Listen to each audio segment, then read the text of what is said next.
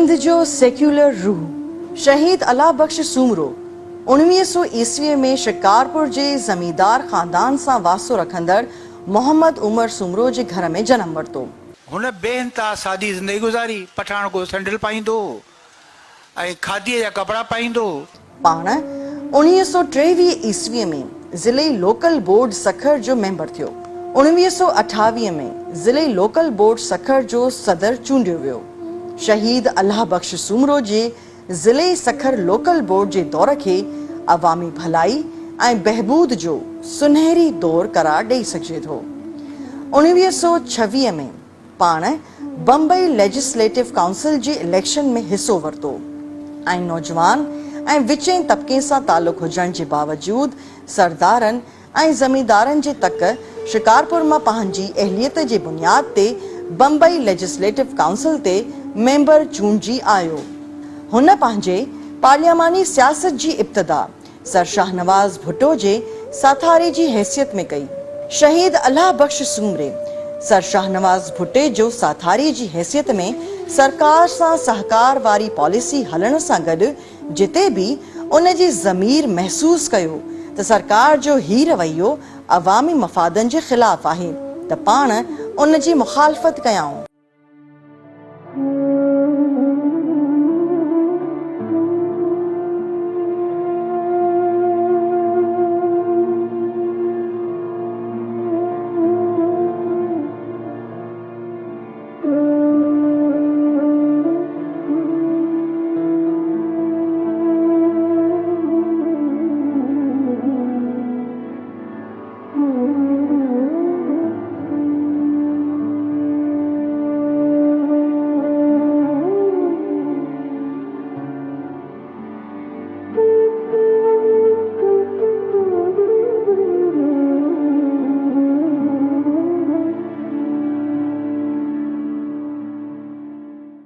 अल्लाह बख्श Bombay legislative council में 9 सालनि ताईं सिंध जे बम्बई खां अलहदगीअ ताईं मेंबर रहियो।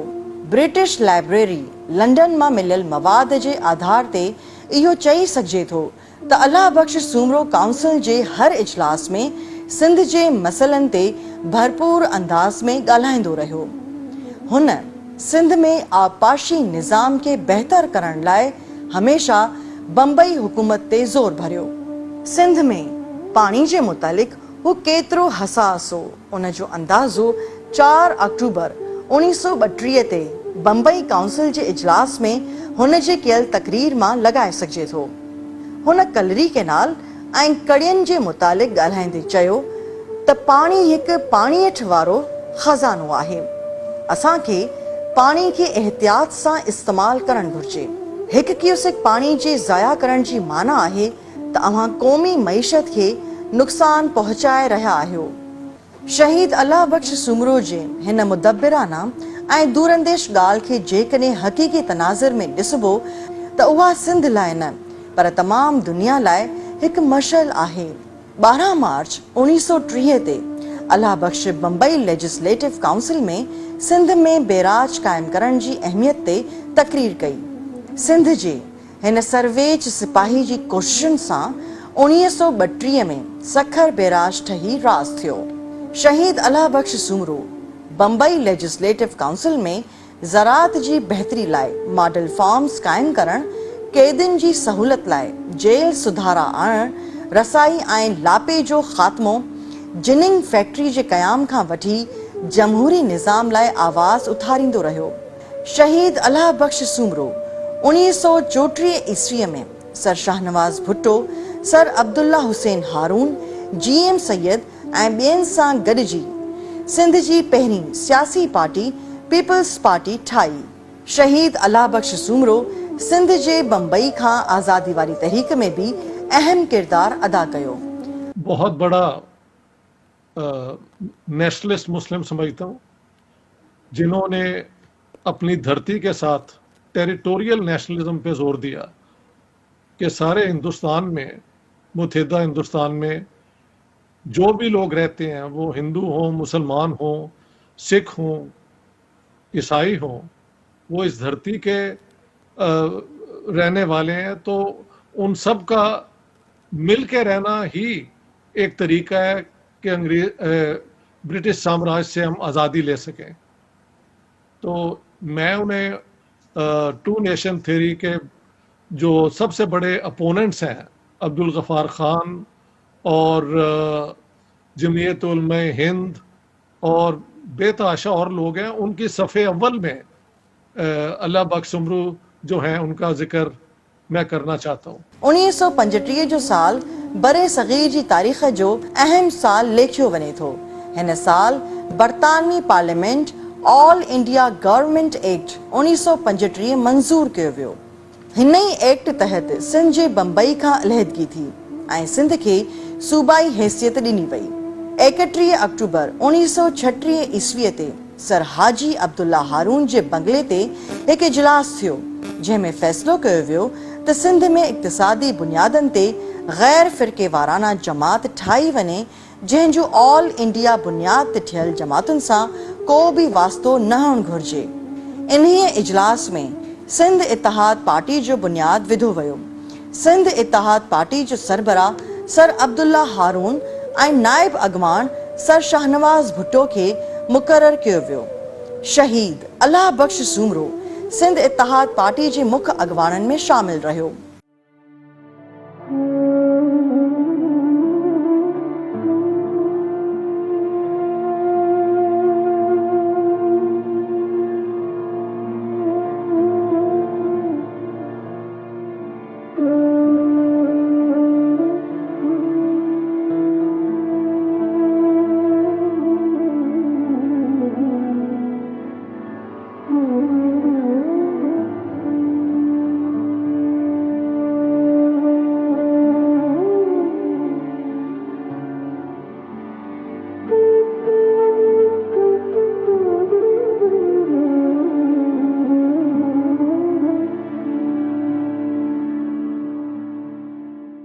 फेबरवरी 1937 में सिंध असेंबली जूं पहिरियों चूंडूं थियूं, जंहिंमें सिंध इत्तेहाद पार्टी 60 निशिस्तुनि मां 22 निशिस्तूं खटी सिंध असेंबली जी अक्सरियती पार्टी तौर साम्हूं आई। अल्लाह बख्श सूमरो खे सिंध इत्तेहाद पार्टी जो सिंध असेंबली लाइ पार्लियमानी अॻवान मुंतखब कयो वियो। सिंध जे governor sir Lancelot Graham पार्लियमान जी अक्सरियती पार्टी सिंध इत्तेहाद पार्टी खे हुकूमत ठाहिण जी आछ करण बदिरां सर ग़ुलाम हुसैन हिदायतुल्ला खे गैर आइनी तौर ते हुकूमत ठाहिण जी दावत ॾिनी। अंग्रेज़ सरकार पारां सिंध में जमहूरियत मथां राताहो हणण जी इहा पहिरीं शुरूआत हुई। अल्लाह बख्श सूमरो हिन गैर जमहूरी अमल जे करे सिंध जो वज़ीर आज़म न थी सघियो। अल्लाह बख्श खे सिंध असेंबली में मुखालिफ धुर जो अॻवान चूंडियो वियो। अंग्रेज़ सरकार जी हिमायत बावजूद सर ग़ुलाम हुसैन हिदायतुल्ला जी पहिरीं गैर जमहूरी हुकूमत हिकु साल भी न हली सघी। सिंध असेंबली जे इजलास दौरान ₹1 जे कट मोशन ते हुकूमत खे शिकस्त आई। 22 मार्च 1938 ईस्वीअ ते इस्तीफ़ा ॾिनी। 23 मार्च 1938 ते अल्लाह बख्श सूमरो वज़ीर आज़म सिंध जो कसम खणी जमहूरी अमल ज़रिए पहिरियों चूंडियल वज़ीर आज़म थियो। शहीद अल्लाह बख्श पंहिंजी हुकूमती दौर दौरान पुराणो दरबारी निज़ाम ख़त्म करे कलेक्टर ऐं कमिश्नर जा कुर्सी ॾियण जा इख्तियार ख़त्म कया। सरकार तरफ़ां लोकल बॉडीज़ में थापियल मेंबरनि जे रिवाज खे ख़त्म कयो वियो। हारियुनि जी बहितरी लाइ ज़रई सुधारा आंदा विया। सऊदी अरब में जिला वतन मौलाना उबैदुल्ला सिंधी खे वतन वापसि आणाए कराची बंदरगाह ते शानदार इस्तक़बाल कयो वियो।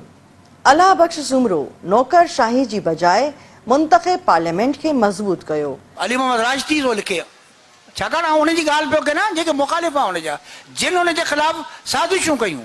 लिखे थो अल्लाह बख्श सूमरो जॾहिं वज़ीर आज़म सिंध जो त न संदसि कॾहिं गाॾीअ ते झंडो लॻो, न कॾहिं फर्स्ट क्लास में चढ़ियो ऐं न कॾहिं अच्छा उन वक़्तु छा हूंदो, अंग्रेज़नि छा कयो त कमिश्नर ऐं गवर्नर वटि कुर्सियूं हूंदियूं हुयूं। कमिश्नर माना गवर्नर कोन हूंदो उन वक़्तु, सिंध में कमिश्नर हूंदो। डिप्टी कमिश्नर वटि माना कलेक्टर वटि कुर्सी हूंदी, जंहिं वटि कुर्सी हूंदी उहो वेहंदो ताज वांगुरु, या न त वरी ॿाहिरि वञी हलियो बीह रहंदो हुओसीं। त हुन माण्हू उहे कुर्सियूं ख़तमु कयूं, जागीरूं ख़तमु कयूं ऐं पाण इंतहाई सादी ज़िंदगी गुज़ारी, उमिरि घणी 43 साल। असां वटि कंहिंखे एतिरी ज़हमत कान थी पवे त सिंध असेंबली में रिकॉर्ड खोले ॾिसूं त शहीद अल्लाह बख्श कहिड़ा रेज़ोल्यूशन पेश कया आहिनि, जागीरनि ख़तमु करण लाइ कहिड़ो रेज़ोल्यूशन पेश कयो अथसि, तकीरूं कहिड़ियूं कयूं अथसि, मंज़िल गाह मुतलिक़ हुन कहिड़ियूं तकीरूं कयूं आहिनि, कीअं सम्झायो अथसि। इहे शइ मूं तव्हांखे वरी अर्ज़ु कयो त तहक़ीक़ खां सवाइ कोन थी सघंदी।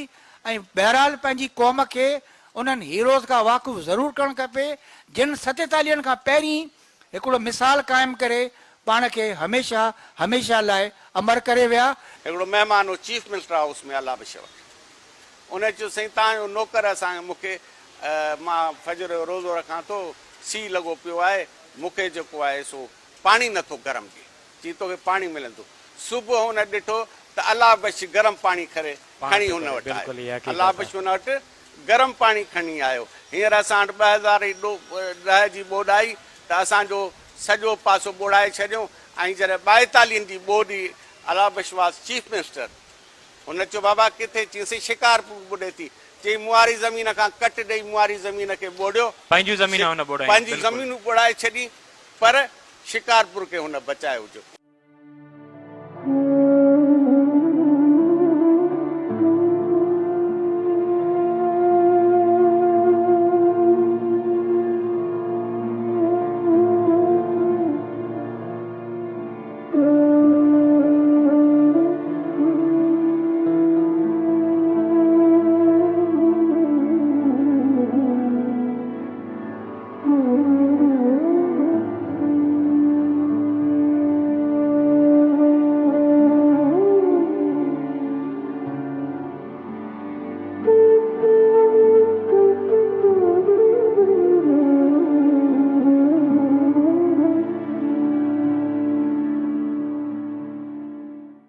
पुराने दौर जे बेलगाम नौकरशाही अल्लाह बख्श सूमरो जी हुकूमत खिलाफ साज़िशूं शुरू करे छॾियूं। अल्लाह बख्श सूमरो अवामी भलाई ऐं बहबूद जो कम जारी रखियो। अल्लाह बख्श सूमरो खां इंतकाम वठण लाइ मज़हबी हथियार के इस्तेमाल कयो वियो। संदसि हुकूमती दौर में संदसि हुकूमत खे गैर मुस्तहकम करण लाइ मस्जिद मंज़िलगाह वारी साज़िशुनि खे हथी वठाए सिंध जी सदियुनि जी ॿधीअ खे कापारी धक रसायो वियो ऐं सूफ़ियुनि जे पुरअमन धरती खे रत में वींझारियो वियो। अॻिते हली मस्जिद मंज़िलगाह वारी साज़िशुनि में इस्तेमाल थींदड़ GM सैयद एतराफ़ कंदे इहे तारीख़ी लफ़्ज़ चया हुआ त ए शहीद असांखे माफ़ कर, असां तोखे सुञाणे न सघियासीं।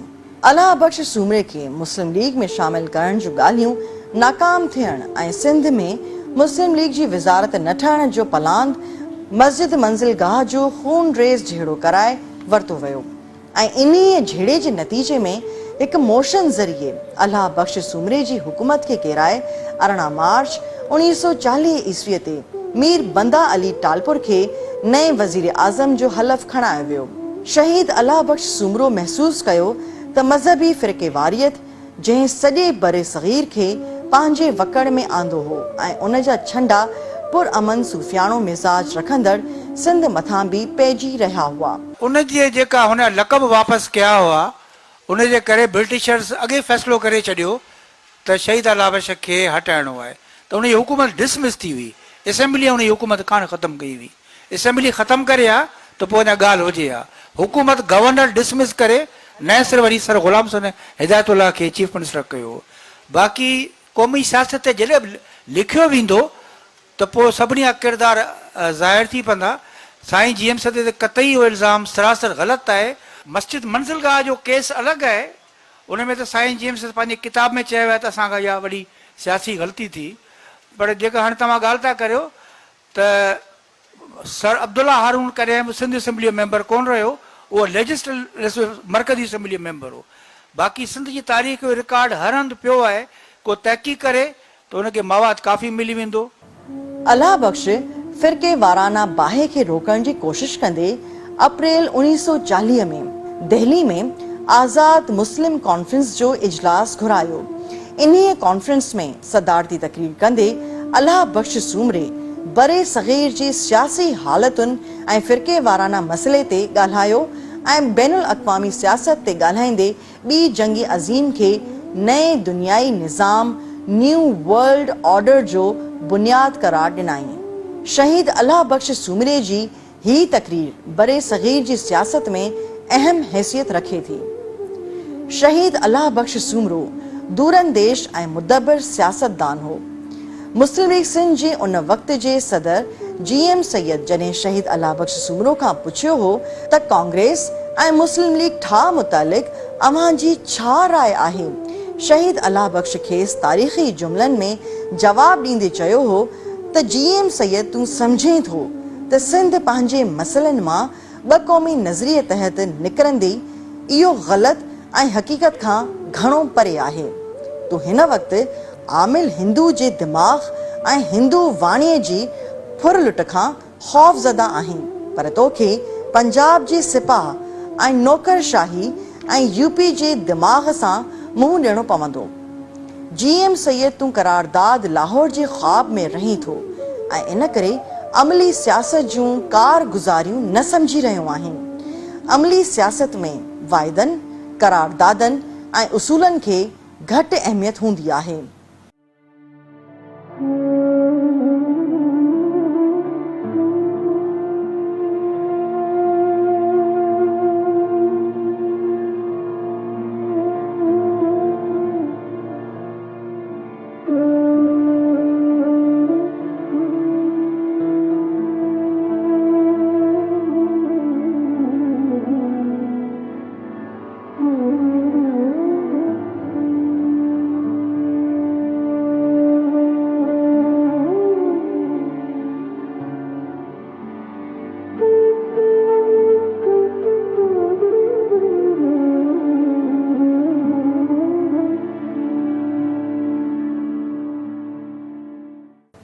अक्टूबर 1941 ते गवर्नर ह्यूडो जे हुकुम ते सूरिया बादशाह सैयद सिबगतुल्ला शाह पीर पगारे खे गिरफ़्तार कयो वियो। गवर्नर जे हिन कदम जे ख़िलाफ़ सॼी सिंध में हुर तहरीक शुरू थी वई ऐं रद्द अमल गवर्नर ऐं नौकरशाही जी सोच खां मथां थियो। सर ह्यूडो जे हिन आमराना अमल पुरअमन सूबे जे माहौल खे इंतहाई मुश्तअल करे छॾियो। सिंध जे वज़ीर आज़म खान बहादुर अल्लाह बख्श सूमरो 19 दिसंबर 1941 ते सिंध असेंबली में गवर्नर जे इख्तियारनि जे ग़लति इस्तेमाल खे गैर जमहूरी ऐं गैर आइनी करार ॾिनो। सूबे में हलंदड़ हुर तहरीक जे नतीजे में बरतानवी सरकार सिंध जे कुझु हिसनि में मार्शल लॉ हई। अल्लाह बख्श जा मुखालिफ़ जिन संदसि पहिरियों दफ़ो वज़ीर आज़म थियण ते इस्लाम ख़तरे में जी प्रोपेगेंडा कई हुई, उन्हनि हुर तहरीक जे ख़िलाफ़ बरतानवी सरकार जे कदमनि खे अल्लाह बख्श सूमरे जे ज़िमे लॻाइण जी प्रोपेगेंडा कई। शहीद अल्लाह बख्श सूमरो इंडियन नेशनल कांग्रेस पारां ब्रिटिश राज ख़िलाफ़ शुरू कयल हिंदुस्तान खाली करियो तहरीक जी हिमायत जो ऐलान कयो। बहुत लोग यही कहते हैं कि ये अंग्रेज ने मुस्लिम लीगी वहाँ के जो लोग हैं, क्योंकि मुस्लिम लीग बिल्कुल एजेंट बन चुकी हुई थी अंग्रेज़ों की, तो उस ज़माने में इत्तेफाक से GM सैयद भी इसी मूवमेंट में अल्लाह बख्श सूमरो के ख़िलाफ़ आए। बाद में उन्होंने इसका बड़ा इतराफ़ भी किया कि ये उनकी गलती है। तो अंग्रेज़ इन्हीं के ज़रिए करवाते थे, मुस्लिम लीग के ज़रिए, और ये मुहिम शुरू हुई थी बेसिकली अल्लाह बख्श सूमरो की हुकूमत के ख़िलाफ़ थी। इसमें कोई शक ही नहीं है, दो ओपिनियंस हो नहीं सकती।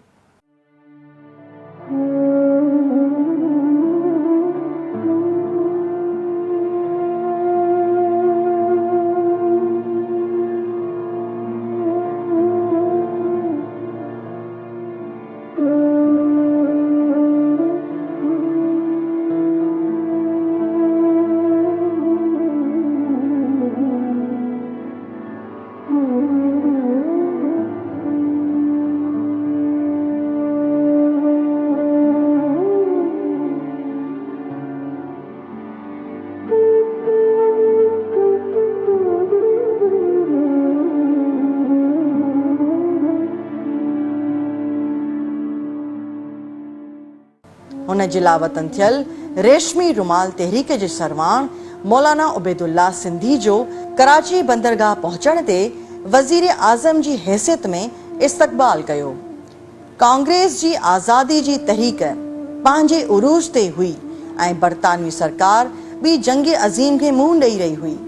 11 सेप्टेम्बर ते सर विंस्टन चर्चिल जे ख़िताब ते सख़्त रद्दअमल ऐं कावड़ जो इज़हार कंदे एहतिजाजी तौर ते शहीद अल्लाह बख्श सूमरो बरतानवी हुकूमत तरफ़ां मिलियल ॿिए लक़ब ख़ान बहादुर ऐं OBA वापसि करे छॾिया।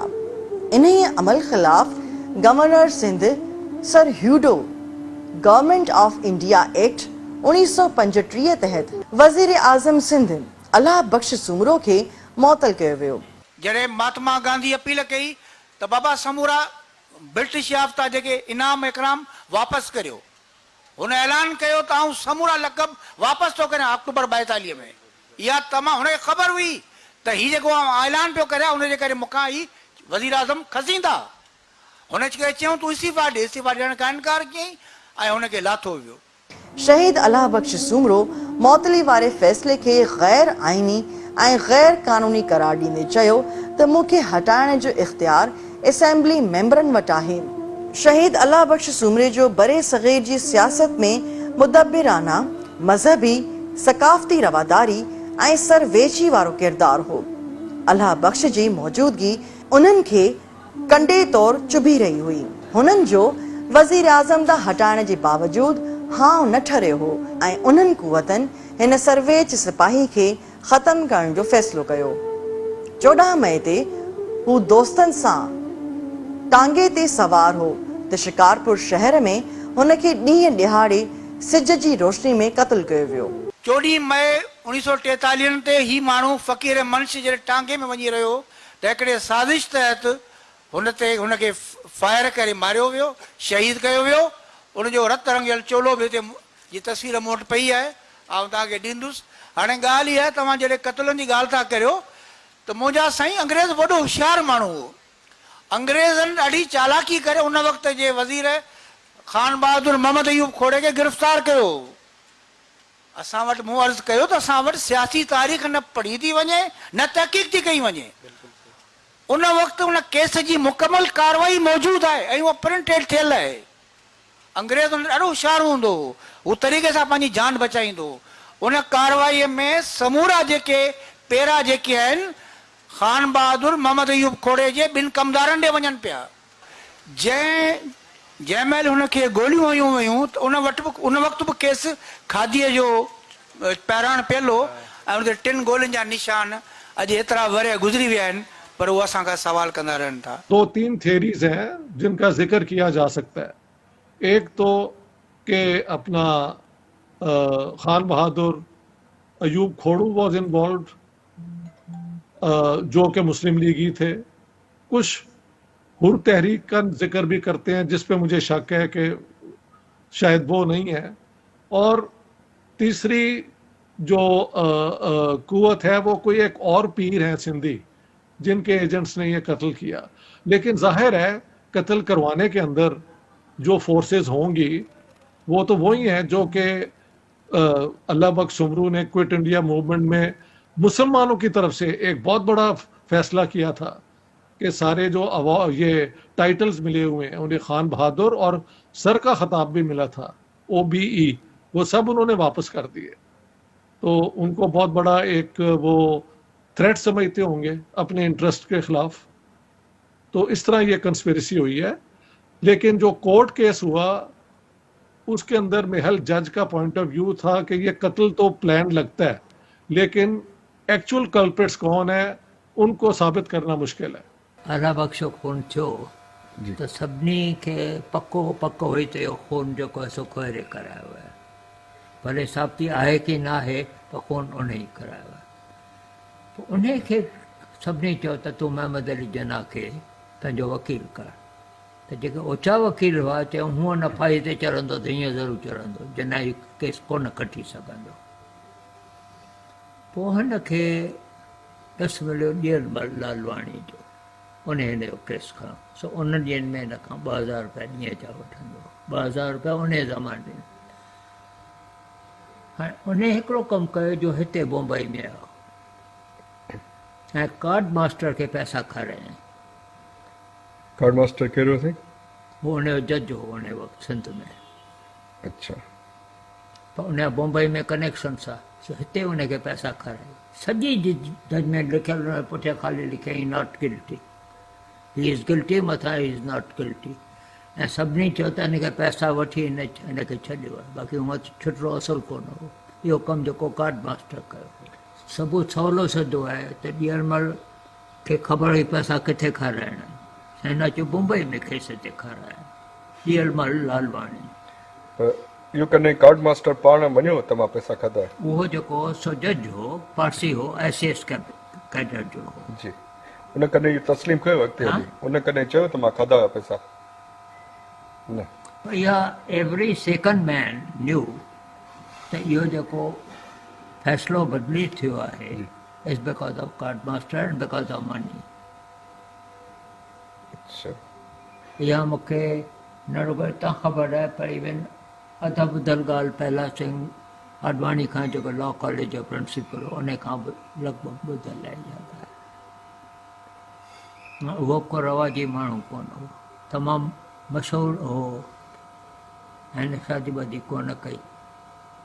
ऐं he was a gold medalist, Sindh में पहिरियों नंबर आयो। जयराम दास जो ऐं प्रोफेसर घनश्याम जो दोस्त हो।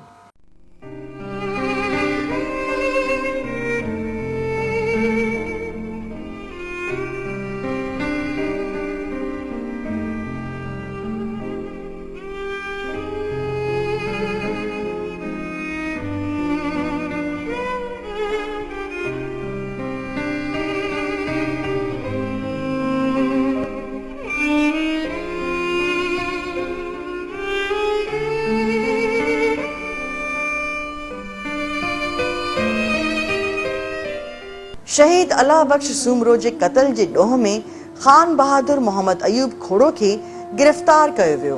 शहीद अलाह बख्श सूमरो जो क़त्ल असल में सिंध जे सेक्युलर रूह जो क़त्ल हो। सिंध पंहिंजे हिन बहादुर ऐं सचे सिपाही जी शहादत वारे वाक़े खे मुनी सदी गुज़रण बावजूद भी विसारे न सघी आहे।